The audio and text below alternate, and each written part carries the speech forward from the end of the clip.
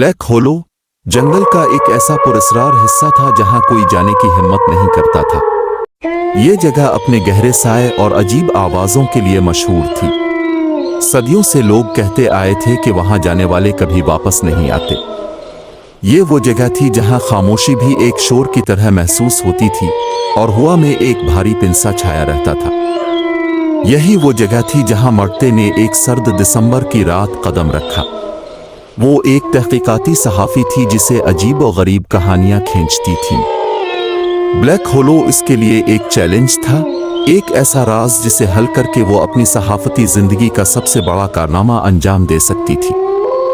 एक टार्च, एक रिकॉर्डर और नोटबुक के साथ वो इस घने जंगल में दाखिल हुई। हवा ठंडी और खामोश थी, इतनी खामोश कि इसकी सांसों की आवाज भी साफ सुनाई दे रही थी। दरख्तों की शाखें इसके ऊपर झुकी हुई थीं, जैसे किसी बड़ी मखलूक के पंजे हों। रास्ता धुंधला सा था, जैसे इसे सदियों से किसी ने इस्तेमाल न किया हो। जैसे ही इसने चलना शुरू किया, इसे एक अजीब सी बात महसूस हुई, इसके कदमों की गूंज। वो आम गूंज नहीं थी, बल्कि किसी सरगोशी जैसी थी, जैसे कोई इसके कदमों की आवाज दोहरा रहा हो, मगर अजीब और बिगड़ी हुई शक्ल में। कौन है? उसने डरते डरते पुकारा। इसकी आवाज लूट कर आई, मगर वो उसकी आवाज नहीं थी। वो दर्जनों सरगोशियों का शोर था, जैसे बहुत से लोग एक साथ कुछ कह रहे हों, मगर अल्फाज नाकाबिल फहम थे। डर के बावजूद वो आगे बढ़ती रही। जूं-जूं वो जंगल के अंदर जाती गई, मंजर बदलता गया।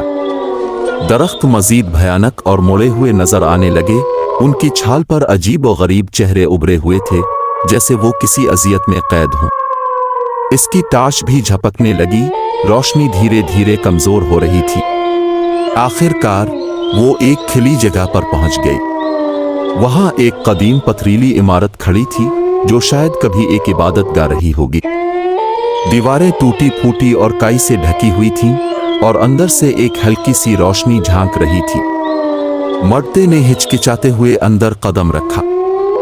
अंदर जाते ही सर्दी इतनी बढ़ गई कि उसकी सांसें धुंध में बदल गईं। अचानक उसकी टार्च की रोशनी भी खत्म हो गई और अंधेरा छा गया। इमारत के वस्त में एक पुराना पथरीला चबूतरा था, जिस पर एक सिया कपड़े से ढकी हुई शे रखी हुई थी। सरगोशियां तेज हो गईं।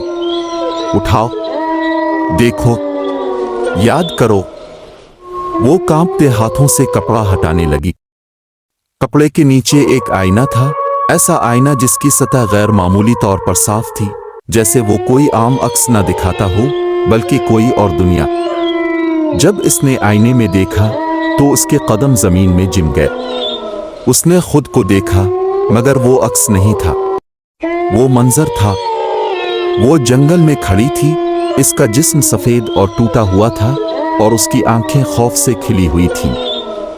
इसके अर्द गिर्द दर्जनों, शायद सैकड़ों लाशें थीं, जो दरख्तों की जड़ों में लिपटी हुई थीं। हर चेहरा अजियत का पता दे रहा था। डर के मारे इसने आईना छोड़ दिया। आईना जमीन पर गिरकर टूट गया, और उसकी आवाज पूरी इमारत में गूंज उठी।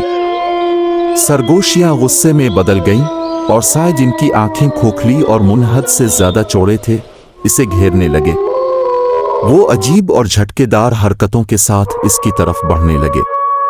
मरते भागी। जंगल जिंदा हो गया। दरख्त अपनी जगह बदलने लगे, जैसे इसका रास्ता रोकना चाहते हों।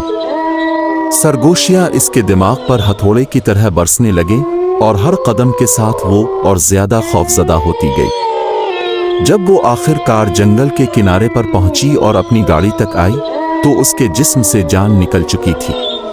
वो कार में बैठकर तेजी से वहां से निकल गई, मगर उसकी आंखों में अब भी ब्लैक होलो के मनाजिर झिलमिला रहे थे। उसने ये कहानी कभी किसी को नहीं सुनाई। सालों बाद कुछ सयाहों ने इसका रिकॉर्डर जंगल के करीब से बरामद किया। इसमें उसकी आखिरी आवाजें कैद थीं। सरगोशियों को मत सुनो, उनके पीछे मत जाओ। ब्लैक होलो सब कुछ छीन लेता है। आज भी जब रात खामोश और हुआ थमी हुई हो, ब्लैक होलो की सरगोशियां गूंजती हैं। اور جو उन्हें सुनते हैं वो कभी वापस नहीं आते।